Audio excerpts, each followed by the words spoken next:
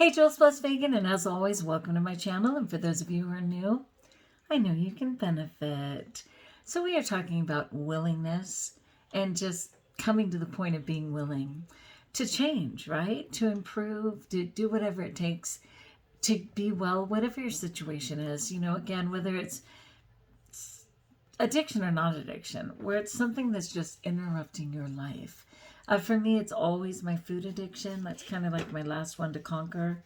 But you know, it might be something where you have resentment or you're bitter about something. You have unresolved anger. There's so many things. Are you willing to let those things go? Because in no way do they serve you. And the joke is, if you're beating yourself up and the other person's just going about their day, happy and joyful, how is that going to be your solution, you know? So I've been reflecting on, for today, this is an Overeaters Anonymous daily thought book, and today is from day 88, which is actually March 28th in the book, and it's another great reading on willingness, because I had a really bad year, and I want to be completely willing to care for myself and to trust the process. Right now, I'm willing to eat less, so I put all the food that I plan on eating. But if I realize at some point that I'm at that 80% satiated, or just realize that I just don't want more, I'm not going to shop around the kitchen. I'm not going to look for something else. I'm going to stop with whatever that is that I was eating, reincorporate it, because the beauty of, you know, being plant-based and raw vegan is that it's so easy to reincorporate whatever it is. If I don't finish a meal, I can easily turn it into a dressing, a soup, a smoothie, like whatever it is, which is so brilliant. If I have leftover smoothie, I can make that into a dressing or a soup. Like, they all complement each other so well. And I had the courage tonight to just say, you know what, this isn't working for me. I've had enough, and tomorrow's another day. And that's a big deal for me, unwillingness. All right, so let's get into it. It says, on action alone be thy interest, never on its fruits. So I'm going to guess, and I haven't even read this, and that's by Bhagavad Gita. Bhagavad Gita. On action alone be thy interest, never on its fruits. So I think this is one of the biggest mistakes in today's society. We're always looking for what we're going to get out of something, right? What is that end game? What is that final goal? You know, what is it that we get? But nobody wants to do the footwork. Nobody wants to do the daily action that it takes to actually achieve whatever that is, right? That's why we have so many people who play the lottery, and so many people who, just say, gimme, gimme, gimme, but they don't want to do the work for what it takes to get it. You know, when they say that somebody's a protege, it actually takes 10,000 hours of practice to be that amazing, seemingly overnight sensation. A minimum of 10,000 hours. Oh my goodness, right? Okay, so let's get into it, because again, I didn't read it, but that's how it's striking me. When I am still obsessed, forgive me, why am I still obsessed with weight? And it's really funny, because in my little pre-video, I absolutely said in my description that I understood that weight is just a symptom of whatever the problem is, right? I am carrying that burden. I am carrying that insecurity. I am carrying whatever that problem is. So I absolutely understand that, and yet I still become a prisoner to the weighing and the fluctuation, and I can eat more if, and I'll eat less if, and I'm going to this. Like, I still play all the games because it's something I did for all of my life, you know, but not today. I have a respite one day at a time for 24 hours, so not today. But why am I still obsessed with weight? I'm abstaining, true. I'm trying to work the steps, what up? But I can't give up the scale. I have that scale. I know where it is. At one point, I asked my husband to hide the scale for me, which he did at one point. But that should not be a responsibility I'm putting on him. So yes, I know where the scale is, but I've decided I will not partake. I'm not going to do it. Okay, I'm terrified to stop the constant monitoring, to stop the constant monitoring of my weight. What if I gain? How will I know if I don't weigh?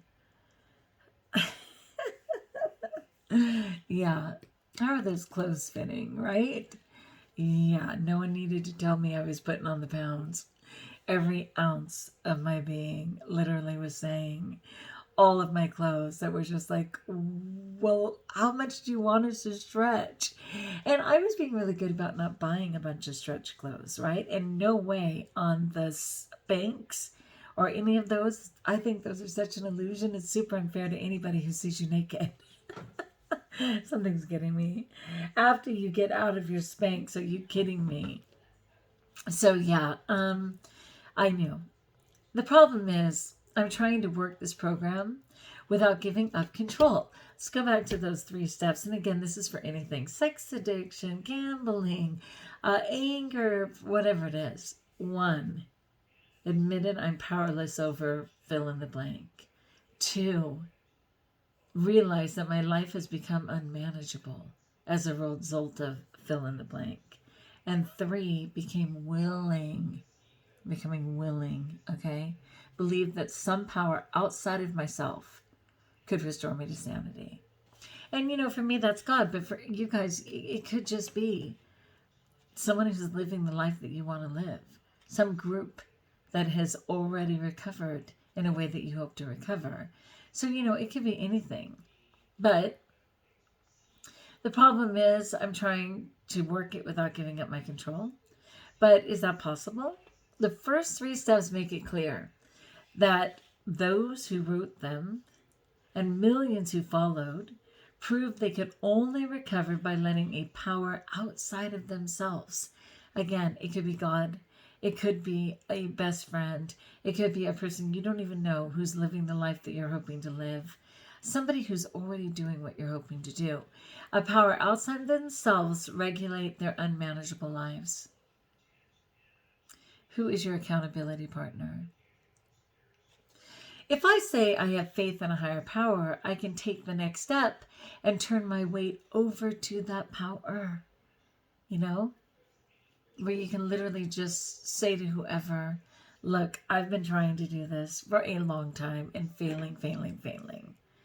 I'm going to trust that whatever it is you're doing is the better way. And I'm going to try that for a while. I mean, that's a way of surrendering, right? I can concentrate on taking the action, abstaining and working those steps, and leave the results to God or whoever that higher power is. If you are indeed abstinent, you're abstaining from whatever the action is, the only result can be continued abstinence from whatever that is. And if it was an action that was causing your detriment, let's say it was overspending money, you're a compulsive shopper, you buy things all the time you never need. It's never a need, it's always just a want. And you've got junk everywhere because you have no idea what to do with it. And to be fair, you don't even have the strength to do anything with it. Well, if you stop that action, the only result is less. Less clutter, less, misspending of funds. And the beauty of it is suddenly your money is building back, right? If it's same thing like with the food, if I'm only eating my abstinent food and I know it's true and I'm being accountable to that, inevitably my body will have to be restored. It's the end game. There's no choice. In time, my body will have to respond in kind. That's just a fact. So we can play the game all day long with, well, I better check my bank account. Well, I better make sure that I still have money for that. Well, I better make sure that I, lost a pound because... But if you're doing it, then no matter what, you are insured that the result will be a result of what you're not doing anymore. Unless you're playing games, right? All right, so then it says for today, if I stop supervising my weight loss, weight gain, money spending, sex, whatever it is, it will be taken care of in blink's time. The program's time, God's time, nature's time, whatever your deal is. So here's the biggie. I pray for the willingness to do that. And for me, no matter what, it comes down to surrendering. You're just surrendering to the program, to the promise, to the better way. You are literally surrendering. You are done with whatever the games are that you're playing, and you're surrendering. And like in the 12-step program, it's only a 24-hour respite. Presuming that you shared with a friend, proclaimed your steps, surrendered once again through the serenity prayer, whatever it is that you did, is only guaranteed for 24 hours at a time, which means people are required to continue to participate on a regular basis, right? A lot of people make that mistake. They get clean, and they're clean for a little while, and they feel like they're handled, and they find themselves knocking back on the proverbial wall. Saying, let me in, I'm still sick. Let me in, I'm still out of control. Help, Luckily, as long as people are giving service, those programs continue to be available 24 hours a day.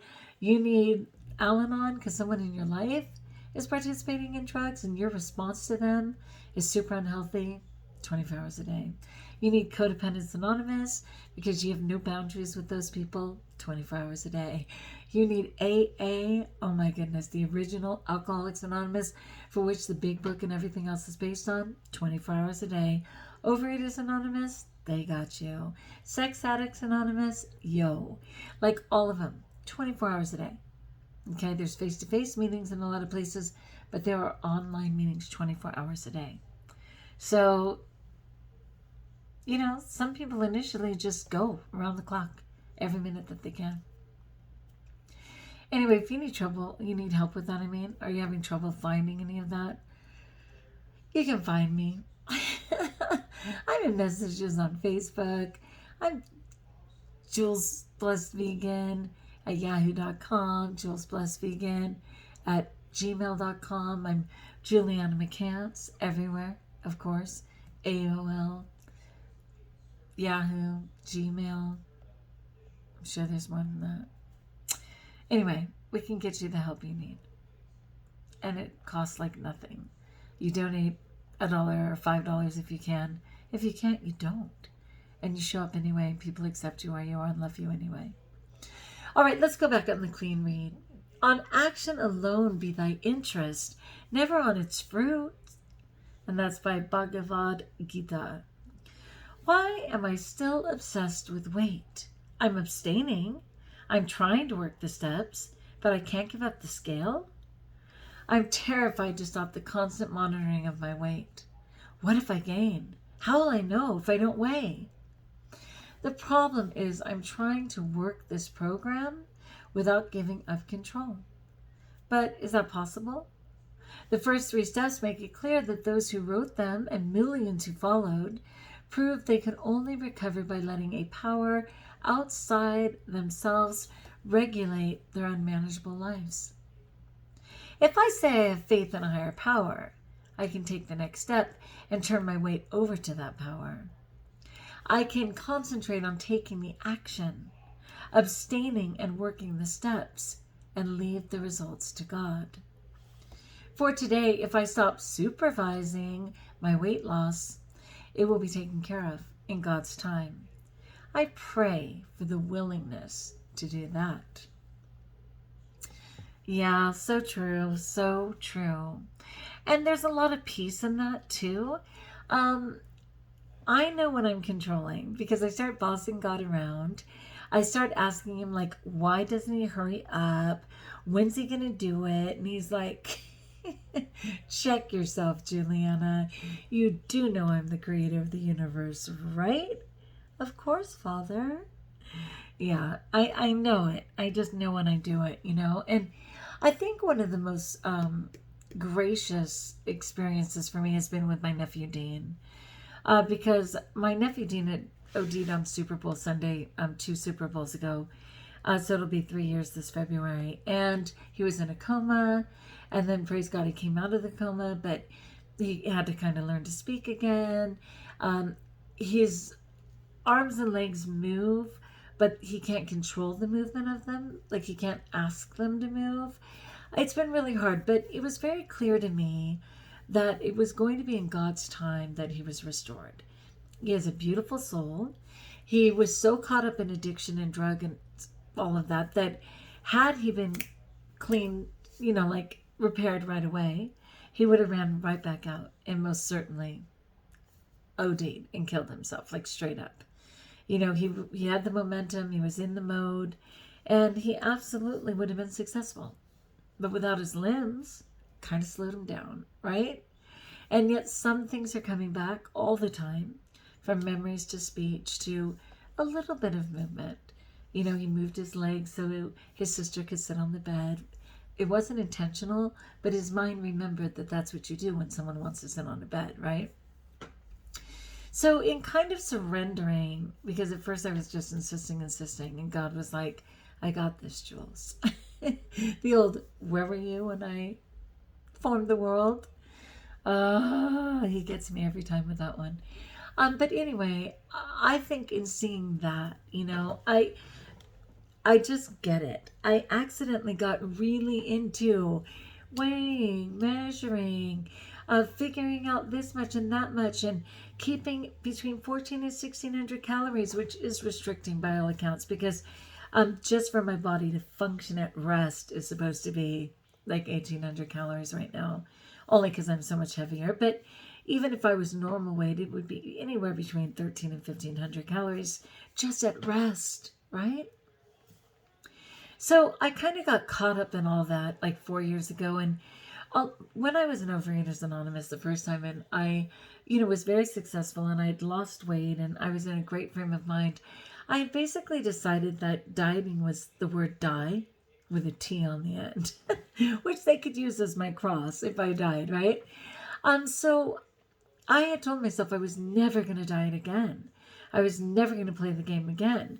And then when I came into the whole vegan movement, I immediately accidentally got on a diet program in a way, because I had this outline and it told me what I can have and how much I can have, and I was encouraged to weigh and measure, which was a huge trigger for me. And I got back into the weighing and measuring, and before I knew it, my most rebellious self said, screw you. And while in the plant-based movement, and certainly in raw vegan, you can really have all that you want. You really can.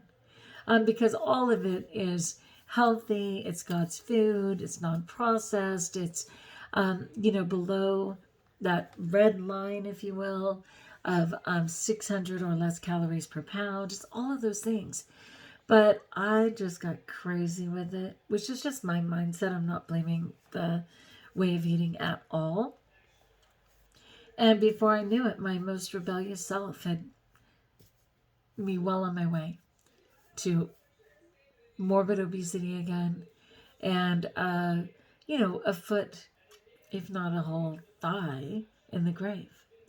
So I'm so grateful to be pulling back, to be trusting God as my higher power, to be understanding that tomorrow's another day and the food will be available, to remembering that the kitchen's closed and the tea bar's open, and thank you to Tanny Raw for that memory.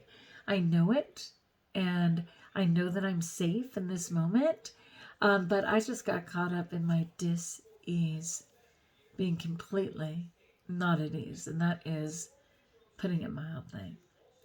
All right, thanks so much for listening. Thanks for checking in. As always, like if you like, join us if you haven't, subscribe.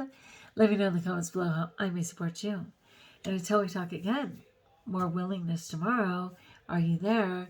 I hope so, and know that you're blessed.